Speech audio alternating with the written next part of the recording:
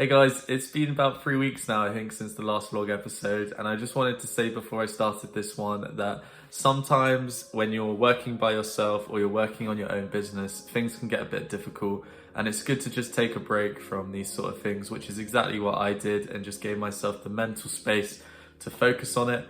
If you ever need help, if you ever need just somebody to talk to, reach out to me on my LinkedIn, send me a message, just have a chat. It's fun to work together on these problems rather than just all by yourself. Morning vlog. Currently in a flurry of trying to find more people to help me out. I use the Webflow Discord to hunt for people, and then I also use the Webflow Designers Global Facebook group. There's a load of people in here who are designing for Webflow. And then as well as that, there is Upwork as well. I don't use Upwork too much, but I've started experimenting with it and it's actually been really beneficial. So if you're looking for freelancers, this is definitely one of those places to go and have a look. So vlog, busy day, busy week actually. I have like so much stuff that's all over the place this week, but you remember the agency that I'm consulting? So I'm doing some work for them this week.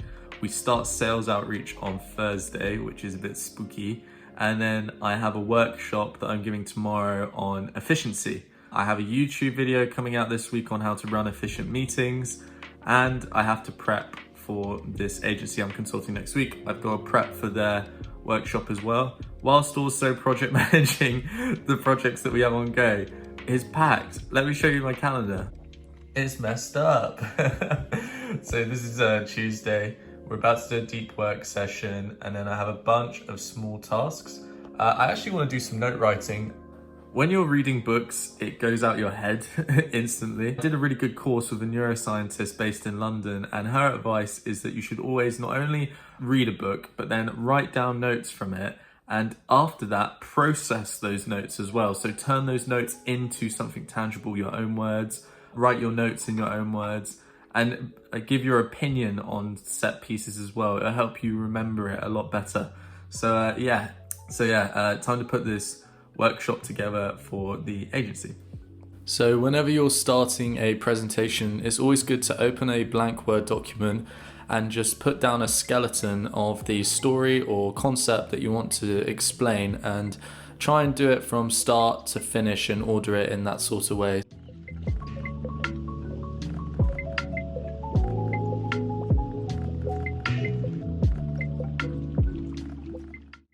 I've been using work to generate the leads, but I've never used it before vlog, so it was an interesting experience putting the job application up. Essentially, I watched a really cool video on YouTube, and the guy said that you should pay about 25 cents per lead. So I've managed to find Ali. I had, God knows how many applications. As you can see here, I had 23 proposals within the span of about an hour. I chose Ali in the end. He's going to generate me 200 leads for $50, which is about £33. I'm going to put a little counter in my bottom left corner of the screen, which is going to count how much money we're up or down based on our new little sales journey that we're going on together vlog.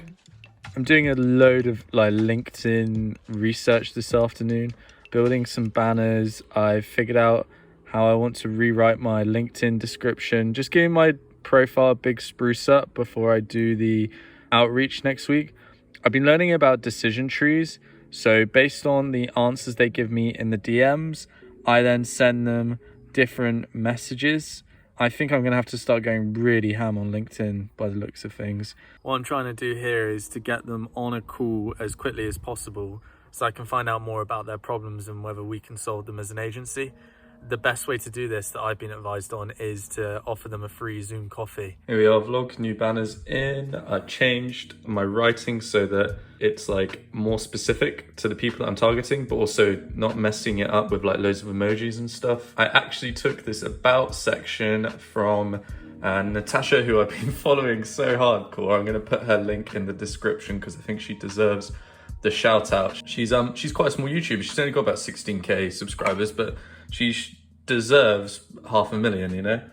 She's really had a really fun description where it was less heavy on information, and it was really light and fluffy. So give a couple facts about me, have a bit of humor in there as well, and then you just have an upsell at the end. So You get them reading about you, keep it light, then you go into what you're offering, and then at the end you have your sign up link, or they can send you a message as well. You got to remember, this is probably one of the first things they're going to read when they look at your profile to see whether you're worth the shot. Just need to update our featured work and then make sure that everything else get some recommendations as well. I'm waiting for the lead list to be filled out, but they started on putting one in today. It's quite a lot of employees, so it's quite the ambitious list to hit. Here we go, vlog, proper spruce up now. So using this featured section, it's kind of like a portfolio. If they don't have an opportunity to visit the website, they can at least see some of our work here. I'm really keen now that when I have like a prospect that I'm talking to, that they come to a profile that just looks the shit and it perfectly sort of emphasizes everything we do without them needing to visit the website. Morning vlog. My lead guy fell through. Today was the big day. I was getting psyched up. I was like listening to some music. I have like a brilliant decision tree plan of what to do, but you know what? When stuff like this happens, use it as an opportunity to refine what you're doing. So not only am I using this deep work session this morning to put together a landing page for when people want to book calls, but also I'm going to re-go through my decision tree and make sure that I have everything mapped out. So even if they give me a negative response, perhaps there's some way to get them on a call. I then also actually need to write a sales script for the call because I don't have one yet. Christo has a really good where he says not to go into a sales call with too many questions always prepared. So I just need to make sure that I have like a basic few and then a way to kind of close it out as well. Like, how do I get them to agree to me sending a proposal? But at the same time, like, I don't want to send them a proposal if they're not interested. So questions, listen is going to be the rhetoric here. So just setting up a booking page here so that people can read a little bit more about me, and they can watch a video from me as well. And then my Calendly link is at the bottom for them to book in. It's a little bit more presentable than just sending them a Calendly page. And as well as that, you can tell them a bit of extra information that maybe they don't know about you. Here I'm just finding memes to put into my follow-ups in case somebody doesn't reply. I just watched a really sick video vlog by Tim Ferriss. It's a TED talk that he gives on fear setting. In it, he talks about the premeditation of evils and how we can figure out what we're afraid of.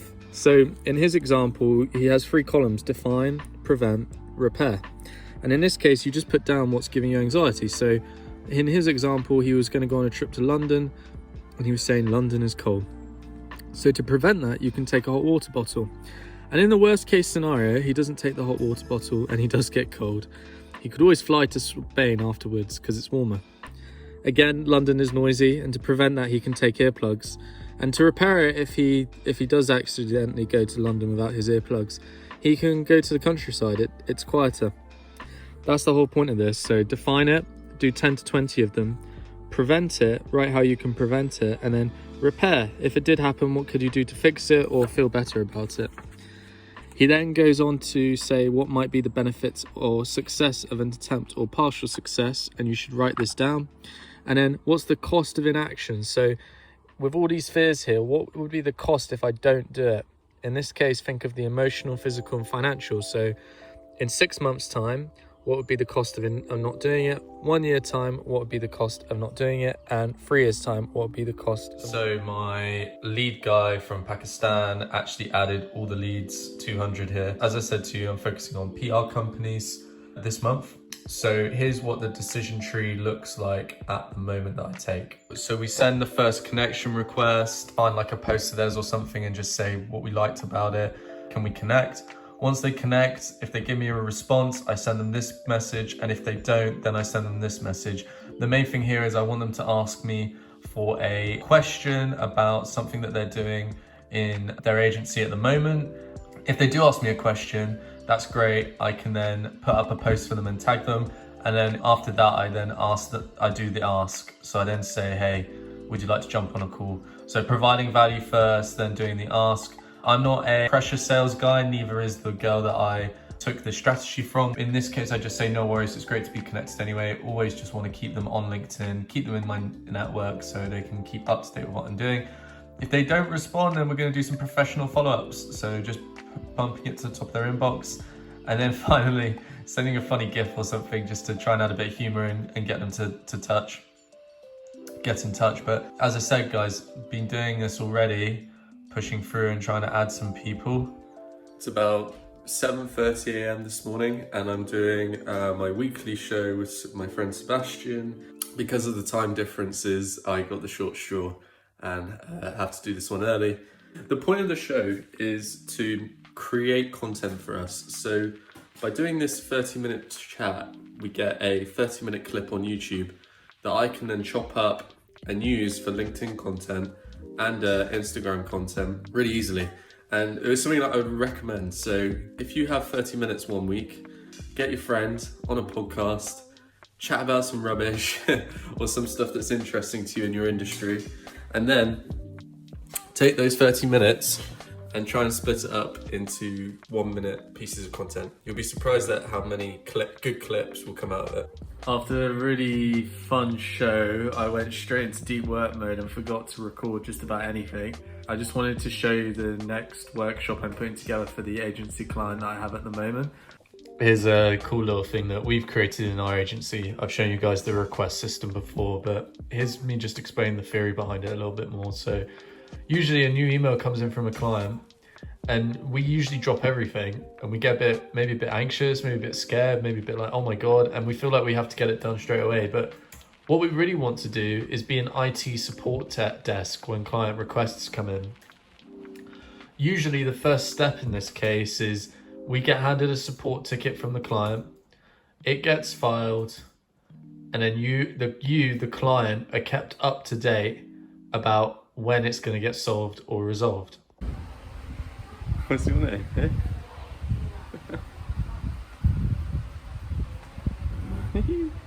Very grey morning this morning. See the cloud line? Hello vlog. You can probably tell I've had a haircut. Let's just get that one out of the way.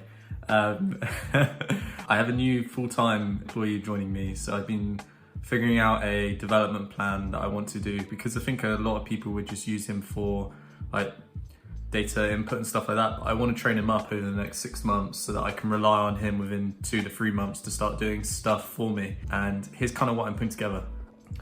Do you all remember when you first started out? What skills did you not have? Probably a couple of these. And I feel like I'll be able to teach Liam a lot of things. A lot of it's going to be self-learning as well. I'm probably going to put him on the Webflow University course. I don't know if you guys have checked this out, but it's like their website is packed with information on how to improve your skills. And the best one, the 101 crash course, teaches you the basics from HTML, CSS and box models to all the way through to breakpoints, collections, and finally collection fields. From here, he'll then be able to go on and do the next course, I think, which is the building a portfolio one. But you need to have the basics down first, I think. This is month 2 now of working with the agency that I have been consulting. We're going over systems diagrams and coming up with automation workflows for their agency. They can then take this theory and go and apply it inside their own agency, increasing their efficiency, reducing admin work. Hey vlog, just at the workshop today. That's the time lapse that you just saw, and we're at a place called Morton House. I booked out a boardroom here for us to all do the chat at. I feel like location wise, yeah, really nice, and it really helps us all think as well. We have our own private space to do our stuff, so really helps. Guys, I hope you enjoyed the vlog. I'd love to know whether you'd like to see more automation, more Webflow, or more process stuff on my YouTube. So if you can let me know in the comments how I can improve this vlog and show you guys more stuff that I'm up to, I'd be really appreciative. Apart from that, have a stellar week and I'll see you all soon. Bye.